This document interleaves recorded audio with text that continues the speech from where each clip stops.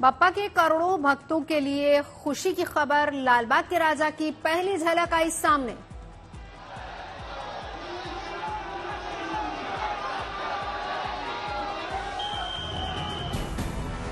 भक्तों ने जयकारों के साथ लालबाग के राजा का स्वागत किया। श्रद्धालुओं में दिखा गजब का उत्साह।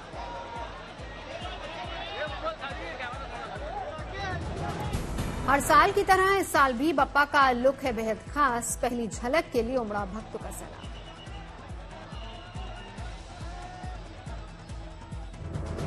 लालबाग के राजा के दर्शन के लिए दूर दूर से आते लाखों भक्त, फिल्मी सितारे, नेता, उद्योगपति और खिलाड़ी लेते हैं बप्पा का आशीर्वाद।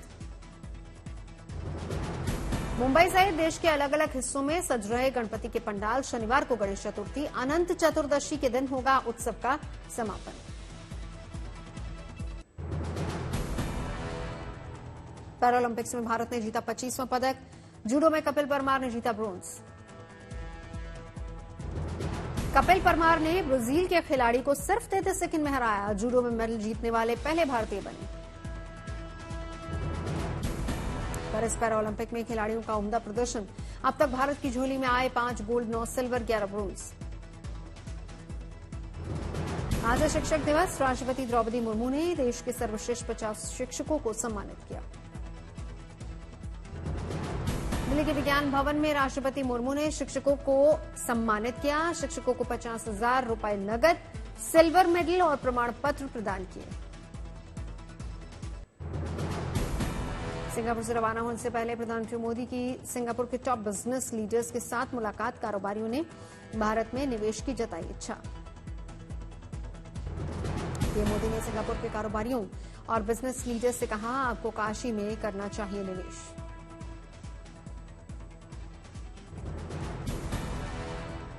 तो आपको अपना कोई इन्वेस्टमेंट काशी में करना चाहिए। सिंगापुर के बिजनेस लीडर से प्रधानमंत्री मोदी ने कहा, भारत में तेजी से बढ़ रहा एविएशन सेक्टर, 100 और एयरपोर्ट्स बनाने होंगे एविएशन सेक्टर में अवसर। सिंगापुर के कारोबारियों से पीएम मोदी का संवाद। कहा, भारत में 1 लाख से ज्यादा स्टार्टअप, हमारी सरकार सुधारों के लिए प्रतिबद्ध। स्किल डेवलपमेंट पर बहुत बल दे रहे हैं। भारत की आवश्यकताओं के साथ उसका संबंध एक ग्लोबल जॉब मार्केट के से भी जुड़ा हुआ है। सिंगापुर में पीएम मोदी ने पीएम लॉरेंस वोंग के साथ सेमीकंडक्टर और इलेक्ट्रॉनिक्स की मशहूर कंपनी एईएम का किया दौरा। भारत के साथ द्विपक्षीय सहयोग का हुआ करार। पीएम मोदी ने सिंगापुर की सेमीकंडक्टर कंपनियों को 11 से 13 सितंबर तक ग्रेटर नोएडा में आयोजित होने वाली सेमिकॉन इंडिया प्रदर्शनी में हिस्सा लेने के लिए भी आमंत्रित किया। पीएम मोदी ने सिंगापुर के राष्ट्रपति थर्मन शणमुगरत्नम से मुलाकात की। दोनों नेताओं ने आपसी हित के द्विपक्षीय और वैश्विक मुद्दों पर चर्चा की।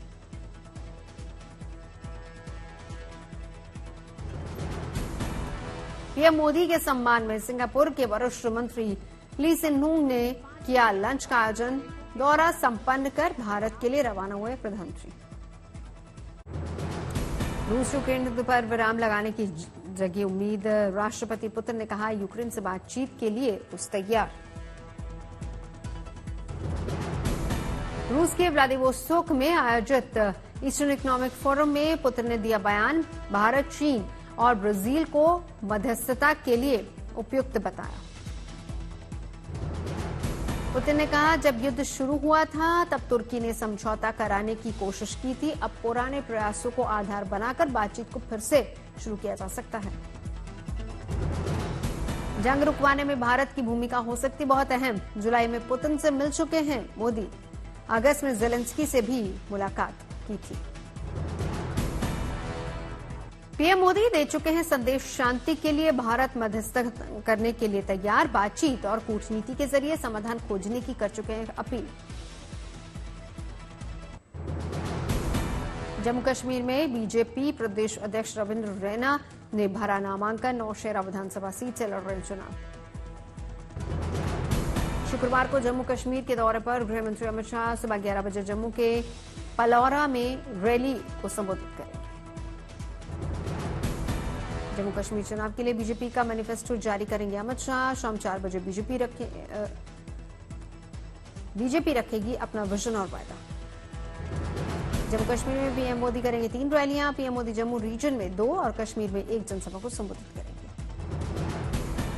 जम्मू कश्मीर में नेशनल कॉन्फ्रेंस नेता उमर अब्दुल्ला ने बडगाम विधानसभा सीट से भी ठोकी ताल। 2 विधानसभा सीटों से लड़ रहे हैं चुनाव। गांदरबल से भी भर चुके हैं पर्चा। शराब घोटाले में केजरीवाल की जमानत याचिका पर सुप्रीम कोर्ट में फैसला सुरक्षित। सीएम के पक्ष में सिंघवी ने दलील दी तो एएसजी ने कहा बेल मिली तो मुकर जाएंगे गवाह। सुल्तानपुर में डकैती के आरोपी मंगेश यादव के एनकाउंटर पर यूपी में सियासत। अखिलेश ने कहा जाति देखकर मारते हैं पुलिस वाले, नकली एनकाउंटर रक्षक को बना देते हैं भक्षक। अखिलेश के आरोपों पर सीएम योगी का पलटवार का राजनीतिक संकीर्णताओं में फंसे लोग जाति और मजहब के नाम पर देश को बांटने की कर रहे हैं कोशिश। एसपी नेता शिवपाल यादव ने भी एनकाउंटर पर उठाए सवाल। कहा जवाब दे सरकार, सही होने चाहिए जांच। समाजवादी पार्टी पर भड़के यूपी के डिप्टी सीएम ब्रजेश पाठक। कहा गुंडागर्दी और अराजकता को बढ़ावा देती है समाजवादी पार्टी। हरियाणा चुनाव में बीजेपी की पहली लिस्ट के बाद बगावत के सुर तेज। रणजीत सिंह चौटाला ने सैनी मंत्रिमंडल से इस्तीफा दिया। हरियाणा में रतिया से विधायक लक्ष्मण नापा ने दिया इस्तीफा। शमशेर गिल भी बीजेपी से खफा, दिया इस्तीफा। हरियाणा में पदकवीर रेसलर रहे बीजेपी नेता योगेश्वर दत्त ने बढ़ाई पार्टी की मुश्किलें। गोहाना विधानसभा सीट से टिकट न मिलने पर नाराजगी भरा ट्वीट। योगेश्वर दत्त ने ट्वीट करके लिखा चरित्र जब पवित्र है तो क्यों है ये दशा तेरी, ये पापियों को हक नहीं कि ले परीक्षा तेरी, तो खुद की खोज में निकल। दुष्यंत चौटाला ने उच्चा कला विधानसभा सीट से भरा पर्चा। नामांकन में उमड़े जेजेपी के कार्यकर्ता। हिमाचल प्रदेश में मस्जिद निर्माण पर गहरा विवाद। कांग्रेस मंत्री अनिरुद्ध सिंह ने विधानसभा में उठाया मुद्दा। मस्जिद की कई मंजिलों के निर्माण को बताया वैध। 2019 में सर 4 अतिरिक्त मंजिलों का अवैध निर्माण हो चुका था सर। 2010 में जब केस चल रहा था तो 2019 तक 4 मंजिलें कैसे बनी सर?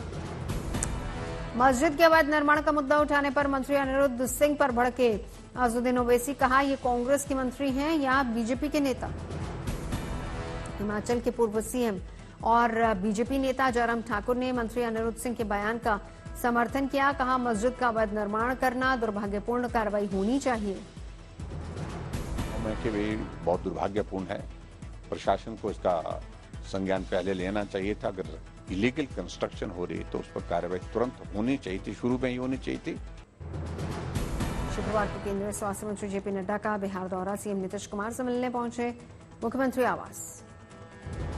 7 सितंबर को स्वास्थ्य मंत्री जेपी नड्डा जाएंगे दरभंगा। निर्माणाधीन नए एम्स का करेंगे निरीक्षण। पटना में प्रदेश बीजेपी कार्यालय का होगा विस्तार। बीजेपी कार्यालय के विस्तार के लिए मिला नया बंगला। समस्तीपुर में टीचर की भूमिका में दिखी एलजेपी सांसद शंभवी चौधरी। छात्रों से किया सवाल जवाब। अपने संसदीय क्षेत्र के स्कूलों को मॉडल स्कूल बनाने का वायदा किया। बीजेपी के सदस्य बने क्रिकेटर रविंद्र जडेजा। विधायक पत्नी रिबाबा ने भी दोबारा ली सदस्यता।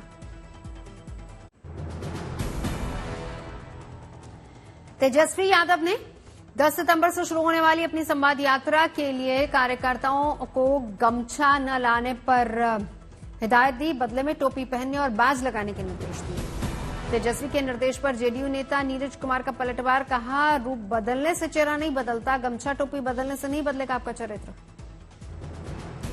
एमपी में दमोह में किसान की समस्या को लेकर कांग्रेस का धरना प्रदर्शन। सोयाबीन फसलों के नुकसान और बिजली बिल में बढ़ोतरी का मुद्दा उठाया। गोरखपुर में सीएम योगी ने शिक्षक दिवस पर 54 टीचरों को सम्मानित किया। मंच से उतरकर एक घायल शिक्षक को दिया सम्मान। अदानी ग्रुप के चेयरमैन गौतम अदानी ने मुंबई में जय हिंद कॉलेज के छात्रों को संबोधित किया। कामयाब होने की टिप्स दी। महाराष्ट्र में महिला अपराध को लेकर शरद पवार गुट का नागपुर में प्रदर्शन। शक्ति कानून लाने की मांग की। 21 दिन में फांसी की सजा का प्रावधान। अमृतसर पुलिस ने गोल्डी बराड़ के 2 गुर्गों को 4 पिस्टल के साथ गिरफ्तार किया। गुप्त सूचना के आधार पर नाकाबंदी के दौरान हुई गिरफ्तारी। अमृतसर ग्रामीण पुलिस ने 2 किलो हेरोइन और 1 मोटरसाइकिल सहित 3 लोगों को गिरफ्तार किया। पकड़ी गई हेरोइन पाकिस्तान से ड्रोन के जरिए लाई गई। शाम का जहर सप्लाई करने के मामले में एल्विश यादव से पूछताछ। लखनऊ में ईडी ने करीब 9 घंटे तक पूछताछ की। बहराइच में 2 भेड़ियों की तलाश जारी। ड्रोन्स और शूटिंग गन्स के साथ चलाया जा रहा है खोज अभियान। दिल्ली एनसीआर के कई इलाकों में आज भी बरसे बादल, बारिश से सराबोर सड़कें, मौसम हुआ सुहावना। बारिश से नोएडा के कई इलाकों में जाम, ऑफिस से घर जाते हुए लोगों को हुई परेशानी। आंध्र प्रदेश पहुंचे केंद्रीय कृषि मंत्री शिवराज सिंह चौहान। हवाई सर्वेक्षण कर विजयवाड़ा में बाढ़ के हालात का जायजा लिया। विजयवाड़ा बाढ़ का जायजा लेने गए सीएम नायडू के करीब से गुजरी तेज रफ्तार ट्रेन। अचानक से आई ट्रेन के बाद सुरक्षा कर्मी हुए अलर्ट।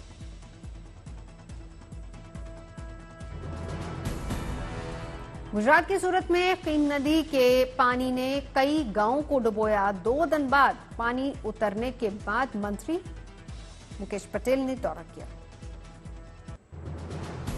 कोलकाता में राज्यपाल सीवी बोस ने डॉक्टरों और सामाजिक कार्यकर्ताओं से मुलाकात की। कहा, पूरा बंगाल मांग रहा इंसाफ। प्याज की बढ़ी कीमतों से जनता को निजात दिलाने की कवायद। 35 रुपए प्रति किलो की दर से सरकार बेच रही प्याज।